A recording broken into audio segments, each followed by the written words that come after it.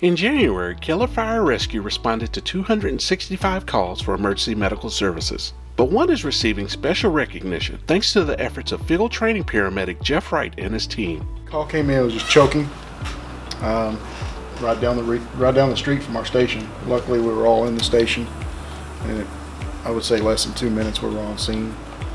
We walk in, and the staff that was with him was doing the Heimlich, and I noticed he was unconscious. So I took over the Heimlich, and no avail. I had to take him to the ground and did abdominal thrust. By that time, the rest of the team was inside. Went in, tried to clean the airway out with our tools. Couldn't get it. We made an immediate decision to go to the truck and perform the crike. Crike is short for surgical cricothyroidotomy. It is a procedure where you have an airway obstruction preventing you from placing a tube through the mouth and into the trachea or the windpipe to provide oxygen and ventilation for the patient.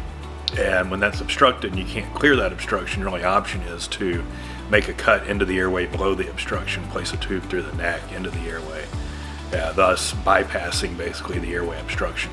Without it, the patient dies in a matter of minutes. Once they were able to bypass the blockage, the patient was taken to the hospital for further care.